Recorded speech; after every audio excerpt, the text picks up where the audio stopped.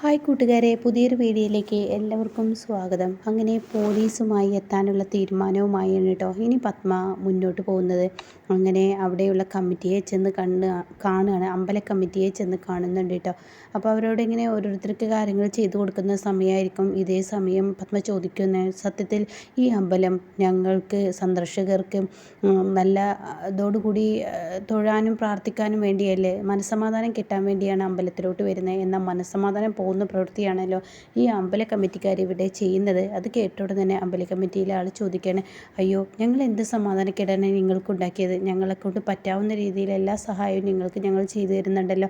പിന്നെ എന്ത് സഹായമാണ്, അതായത് എന്ത് തെറ്റാണ് ഞങ്ങൾ ചെയ്തിരിക്കുന്നതെന്ന് പറയുമ്പോൾ, അതെ കുറേ ഭിക്ഷാടനത്തിന് ആളുകൾ പുറത്തു വന്നിരിക്കുന്നുണ്ട്. അവർ ഞങ്ങളോട് ചെയ്തത് എന്താണെന്നറിയോ? എൻ്റെ സാരിയിലൊക്കെ പിടിച്ച് തൂങ്ങുകയാണ് ചെയ്തത്. ഞാൻ മനസ്സമാധാനം കിട്ടാൻ ഇങ്ങോട്ടേക്ക് വന്നപ്പോൾ എൻ്റെ മനസ്സമാധാനം പോകുന്ന പ്രവൃത്തിയാണ് ഇവിടെ നിന്ന് എനിക്കുണ്ടായത് എന്ന് പറയാം കേട്ടോ. ഇത് കേട്ടോടെ തന്നെ, അയ്യോ അങ്ങനെയൊന്നുമില്ലല്ലോ, നിങ്ങൾ മനഃപൂർവ്വം ഇതൊക്കെ ഞങ്ങളെ അപമാനിക്കാൻ വേണ്ടിയാണോ ഇങ്ങനെയൊക്കെ ചെയ്യുന്നത്? എന്താ നിങ്ങൾ ഇങ്ങനെയൊക്കെ സംസാരിക്കുന്നത്? ഒരിക്കലും ഞങ്ങൾ ആരെയും അപമാനിക്കില്ല, ഞങ്ങൾ ആരെയും അപമാനിക്കാൻ ഞങ്ങളൊന്നും ചെയ്തിട്ടില്ല. എന്നാൽ ആ ഭിക്ഷാടകരെ ഇപ്പോൾ ഈ സമയം ഇവിടെ നിന്ന് അടിച്ചോടിക്കണം. അയ്യോ അവർ പുറത്തല്ലേ ഇരിക്കുന്നത്, അവരെ ആർക്കും തന്നെ ശല്യമുണ്ടാക്കിയിട്ടില്ലല്ലോ എന്ന് നിങ്ങൾ പറയുന്നു. പക്ഷേ അവർ ഞങ്ങൾക്ക് ശല്യമുണ്ടാക്കിയത് കൊണ്ടാണല്ലോ നിങ്ങളോട് ഞങ്ങൾ ചോദിക്കുന്നത്, നിങ്ങൾ ശല്യമുണ്ടാക്കിയത് കൊണ്ടാണല്ലോ പരാതിയുമായി ഇങ്ങോട്ടേക്ക് വന്നത് എന്നൊക്കെ പറയുമ്പോൾ, അയ്യോ ഇപ്പം എന്താ ഞങ്ങൾ വേണ്ടത്?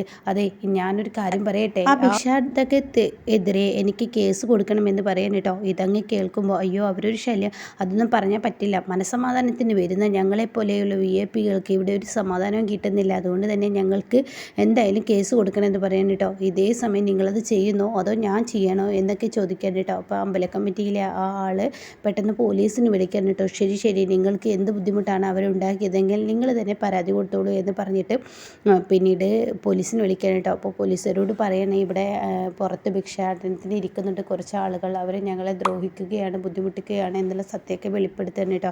ഇതങ്ങ് കേൾക്കുന്നതിനോടുകൂടി ഉടൻ തന്നെ ഇതൊന്നും അറിയാതെ സൂര്യ പുറത്ത് നിൽക്കുന്നുണ്ട്. അപ്പോൾ സൂര്യയാണെങ്കിലോ വളരെ വിഷമത്തോടു കൂടിയാണ് സൂര്യ പുറത്ത് നിൽക്കുന്നത്. തൻ്റെ അമ്മ ഇത് കണ്ടിട്ട് ഇനിയിപ്പോൾ എന്തൊക്കെ പ്രശ്നങ്ങളാണാവോ ഉണ്ടാക്കുക. അത് മാത്രമല്ല ആ ഒരു വൃദ്ധൻ്റെ പാത്രം തട്ടിയതും അവർ ആ ഒരു ഭിക്ഷ യാചിക്കുന്നതിൻ്റെ ഇടയിൽ അവരുടെ പാത്രം തട്ടിപ്പോയ തൻ്റെ അമ്മയുടെ അഹങ്കാരം ഉണ്ടല്ലോ. അപ്പോൾ ഇതൊക്കെ ക്ഷമിച്ച് സൂര്യ അവിടെ ഇങ്ങനെ ഇരിക്കുകയാണ്. എന്തെങ്കിലും ഒരു തിരിച്ചടി കൊടുക്കണം, അതിനുള്ള ഒരു ഇതായിട്ടാണ് കേട്ടോ ഇങ്ങനെ ഇരിക്കുന്നത്. ആ സമയം ഉടൻ തന്നെ ഇങ്ങനെ പെട്ടെന്ന് പോലീസ് എത്താൻ കേട്ടോ. എന്താടോ താനീ കാണിക്കുന്നത്? ഇവിടെ ക്ഷേത്രത്തെ തൊഴാൻ വരുന്നവരൊന്നും നിങ്ങൾ നല്ലപോലെ ഇരിക്കാൻ സമ്മതിക്കില്ലല്ലേ എന്നൊക്കെ പറഞ്ഞിട്ട് അവർ ഓരോരുത്തരെ ഏറ്റവും ലാത്തി എടുത്ത് അടിക്കാൻ ഒരുങ്ങാണ് കേട്ടോ. അപ്പോഴേക്കും സൂര്യക്ക് അങ്ങ് ദേഷ്യം പിടിക്കുകയാണ്. സൂര്യയുടെ അടുത്തോട്ട് അതേപോലെ വരികയാണ് കേട്ടോ. അപ്പോൾ വിവേക് പറയുന്നത്, ഇത് ആരാണെന്ന് നിങ്ങൾക്കറിയോ? അപ്പോൾ അത് കേട്ടോടെ തന്നെ, ആരായാലും എനിക്കെന്താ? അപ്പോൾ സൂര്യ പറയണം, മിണ്ടാന്ന് ഇരിക്കുന്നത് വിവേക് എന്ന് പറയുന്നുണ്ട് കേട്ടോ. ഇതേ സമയം സൂര്യ അടിക്കാൻ ഒരുങ്ങുമ്പോഴേക്കും, എന്നെ നിങ്ങൾ എന്തിനടിക്കണം, ഇവരെ നിങ്ങൾ എന്തടിക്കണം, ഞങ്ങൾ ചെയ്ത തെറ്റെന്താണെന്ന് അറിയണം. ആഹാ ഇയാൾ കുഴപ്പമില്ലല്ലോ, ഒരു ഭിക്ഷയ്ക്ക് ഇരിക്കുന്നത് നീ ഞങ്ങളെ തെറ്റും ശരിയും പഠിപ്പിക്കുന്നു. എടാ നിൻ്റെ കൈക്കും കാലിനും യാതൊരു കുഴപ്പമില്ലല്ലോ, പിന്നെ എന്തിനാണ് നീ മറ്റുള്ളവർക്ക് മുന്നിൽ കൈ നീട്ടാൻ നിൽക്കുന്നത്? നല്ല അധ്വാനിച്ച് പണിയെടുത്ത് നിൻ്റെ കുടുംബം ഒന്ന് കൊണ്ടുപോയിക്കൂടെ? അത് തീരുമാനിക്കുന്നത് നിങ്ങളല്ലല്ലോ, ഞാനല്ലേ. അപ്പോൾ അതുകൊണ്ട് തന്നെ ഞങ്ങൾക്കെതിരെയുള്ള തെറ്റെന്താണെന്ന് പറ. ആരാണ് നിങ്ങൾക്ക് പരാതി തന്ന? ആ പരാതിയുടെ അടിസ്ഥാനത്തിലാണ് ഇവന്മാരൊക്കെ പിടിച്ച് ജീപ്പിലോട്ട് തള്ളടോ എന്ന് പോലീസ് പറയട്ടോ. അപ്പോൾ സൂര്യ അങ്ങോട്ട് തടയാണ്. എന്നിട്ട് ഇംഗ്ലീഷ് 4 തട്ടിക്കൂട്ടി വാക്കുകൾ പറയുമ്പോൾ കോൺസ്റ്റബിൾ ചോദിക്കുകയാണ്, ഇതെന്താ ഒരു ഭിക്ഷയ്ക്ക് ഇരിക്കുന്നവന് ഇംഗ്ലീഷ് അറിയോ? ഈശ്വര, ഇവൻ്റെ ഓരോ സംസാരങ്ങളും കേൾക്കുമ്പോൾ പേടിയാവുന്ന.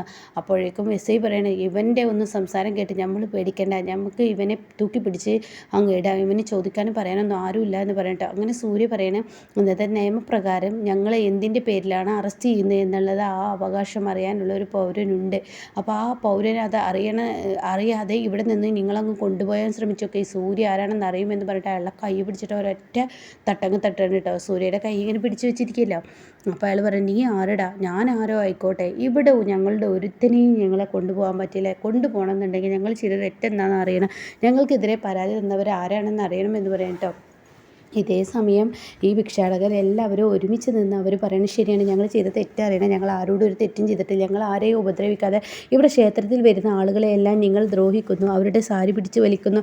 അങ്ങനെ ആര് പരാതി തന്നു? ആരെയും സാരി തൊട്ടിട്ടില്ല, പിടിച്ചിട്ടില്ല, ഒന്നുമില്ല. അപ്പോൾ അതുകൊണ്ട് തന്നെ ഇവിടെ CCTVകളും ഉണ്ടല്ലോ, CCTV നോക്ക്, അപ്പോൾ അതിൽ തെറ്റ് ആരുടെ എന്ന് അറിയാം. നിങ്ങൾ ഞങ്ങളെ അറസ്റ്റ് ചെയ്യാനുള്ള പരിപാടിയാണെങ്കിൽ, എടോ തൻ്റെ പേരെന്താ? വിവേക്, ഇതൊന്ന് വായിച്ചേ. അപ്പോൾ പേര് വായിക്കുന്നുണ്ട് കേട്ടോ. ഇവൻ്റെ പേരും ഈ കോൺസ്റ്റബിളിൻ്റെ പേരൊന്ന് നോട്ട് ചെയ്ത് വെച്ചേക്കെ, ഇയാൾ പിന്നെ ഈ ജോലിയിൽ ഇരിക്കില്ല എന്ന് പറയട്ടെ. അത് കേൾക്കുന്ന കോൺസ്റ്റബിൾ പറയുന്നത്, ഈശ്വര ഇവനെ ഏതോ തലപ്പത്തിരിക്കുന്നവനാണെന്ന് തോന്നുന്നു, അതുകൊണ്ടാണല്ലോ ഇങ്ങനെയൊക്കെ സംസാരിക്കുന്നത്, ഈശ്വര പേടിയാവുന്നു എന്നൊക്കെ ഇങ്ങനെ ആ കോൺസ്റ്റബിൾ എസ് ഐയോട് പറയണം കേട്ടോ. അപ്പോൾ എസ് ഐ പറയണേ, ഈ ഒരു ഭിക്ഷയ്ക്ക് ഇരിക്കുന്ന തലപ്പത്തിരിക്കുന്ന എന്തോ ഒരു പിടിപാട് ഇവനുണ്ട്, ഇവൻ്റെ സംസാരമൊക്കെ കേൾക്കുമ്പോൾ അങ്ങനെയാണ് എനിക്ക് തോന്നുന്നതെന്ന് ഇങ്ങനെ പറയുന്നുണ്ട് കേട്ടോ.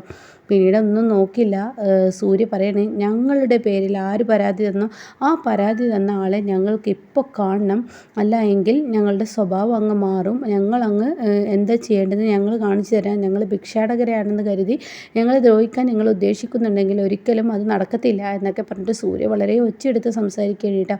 അപ്പോൾ ഈ സമയം ഈ വാക്കുകൾ കേൾക്കുമ്പോൾ അയാൾ പറയും, ശരി ശരി, നിങ്ങളിപ്പോൾ നിങ്ങൾക്ക് പരാതി തന്ന ആരാന്ന് ഞാൻ പറയാമെന്ന് പറഞ്ഞിട്ട് കോൺസ്റ്റബിളിനോട് പറഞ്ഞു വിടുകയാണ്, അവരെ അങ്ങ് വിളിച്ചു കൊണ്ടുവരുമെന്ന് പറയണം കേട്ടോ. അങ്ങനെ കോൺസ്റ്റബിൾ ചെന്നിട്ട് ഈ കമ്മിറ്റിയിൽ വന്നിട്ട് പറയണം, ആരാണ് പരാതി തന്നത്, ഇതാ ഈ ഇരിക്കുന്ന സ്ത്രീ എന്ന് കമ്മിറ്റിയിലെ ആൾ പറയുന്നുണ്ട് കേട്ടോ, ഇവരാണ് പരാതി തന്നത്.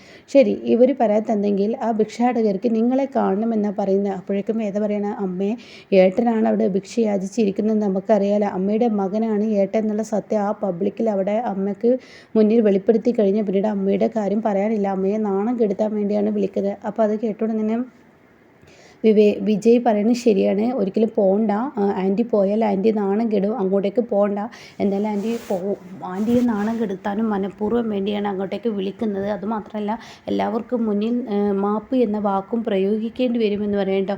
ഇതേ സമയം ഇന്ദ്രജയും പറയാൻ ശരിയാണ്, അവരുടെയൊക്കെ കാല് പിടിക്കാനും ഒരിക്കലും ഈ പറയുന്ന ഏട്ടൻ മടിപ്പിക്കില്ല, പിന്നെ അതുമാത്രമല്ല അമ്മ തട്ടിക്കളഞ്ഞ ആ പാത്രത്തിലെ പൈസ പെറുക്കി കൊടുക്കേണ്ട അവസ്ഥ പോലും ഏട്ടൻ ചെയ്യിപ്പിക്കുമെന്നൊക്കെ പറയുമ്പോൾ അതിലൊരു സത്യമുണ്ടെന്ന് ഇവിടെ ഇങ്ങനെ പത്മക്ക് തോന്നണം കേട്ടോ. അപ്പോൾ പത്മ പറയണേ, ഞാൻ കേസ് കൊടുത്തിട്ടുണ്ടെങ്കിൽ ഒരു ഭിക്ഷാടകരെ അറസ്റ്റ് ചെയ്യാൻ ഒരു പോലീസുകാർക്ക് കഴിയില്ലേ, ഇത്രയും വൃത്തികെട്ട കൂട്ടങ്ങളെ അറസ്റ്റ് ചെയ്യാൻ പോലും നിങ്ങളെ കൊണ്ട് കഴിയില്ലെങ്കിൽ നിങ്ങൾ എന്ത് പോലീസുകാരാണ്, അതുകൊണ്ട് ഞങ്ങൾ അങ്ങോട്ടേക്ക് വരില്ല, നിങ്ങൾ അറസ്റ്റ് ചെയ്തോളൂ എന്ന് പറയാം കേട്ടോ. അങ്ങനെ ഈ സമയം കോൺസ്റ്റബിൾ ചെന്ന് എസ് ഐയോട് പറയാണ് അവർ വരില്ല. അപ്പോഴേക്കും സൂര്യ പറയണേ, അവർ വരില്ലല്ലേ, എന്നാൽ വരില്ലെങ്കിൽ ഞങ്ങൾ അവരെ അങ്ങ് ചെന്ന് കണ്ടോളാം എന്ന് പറയാം കേട്ടോ.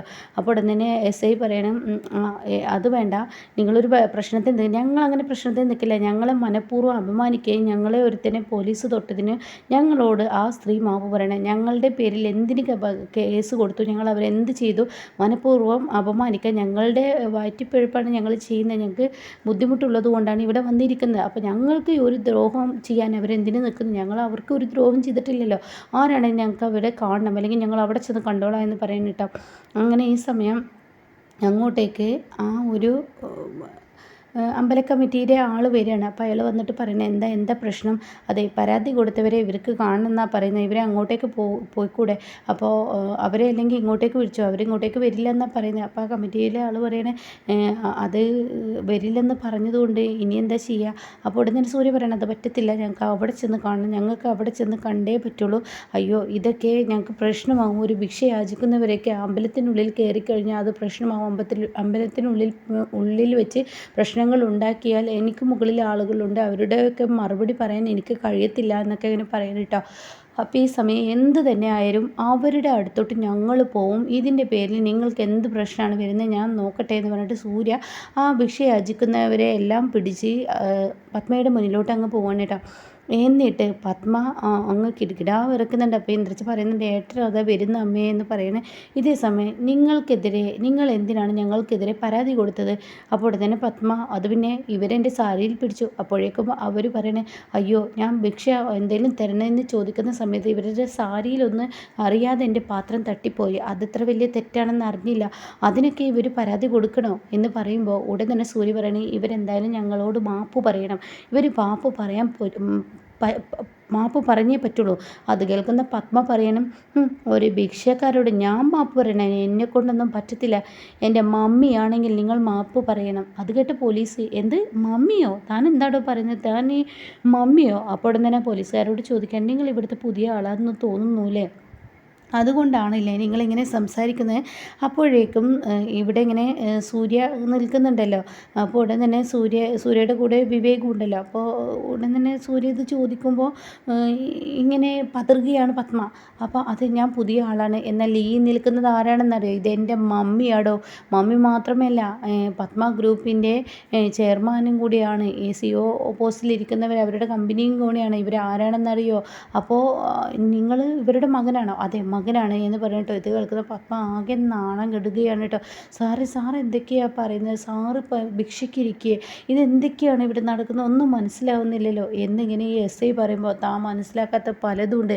ഞാൻ ഇന്ന് ഈ ഭിക്ഷയ്ക്ക് ഇരിക്കാനുള്ളൊരു കാരണമുണ്ട്. അപ്പോൾ അവിടെ ഈ അമ്പല കമ്മിറ്റിയിലുള്ള ആളുകൾക്ക് അത് കേൾക്കാൻ താല്പര്യമായിട്ട് അപ്പോൾ അവർ പറയുന്നത് നിങ്ങളെന്തിനാ ഇത്രയും വലിയ തലപ്പത്തിരിക്കുന്ന ഒരാൾ ഈ ഭിക്ഷാടനത്തിരിക്കുന്നത്, എന്താ കഥ എന്ന് ചോദിക്കണേ. അത് കഥ ഞാൻ പറയാം. ഒരു നന്ദിനി എന്ന് പറയുന്ന ഒരു പെൺകുട്ടിയുണ്ട്, അവൾ എൻ്റെ ഭാര്യയാണ്, അവളെ തൊട്ടാണ് ഈ കഥ തുടങ്ങുന്നതെന്ന് പറയുമ്പോഴേക്കും പത്മ അവിടെ നിന്നും ഇറങ്ങിപ്പോവാണ് കേട്ടോ. നാണം കെട്ടി ഇറങ്ങിപ്പോവാണ്.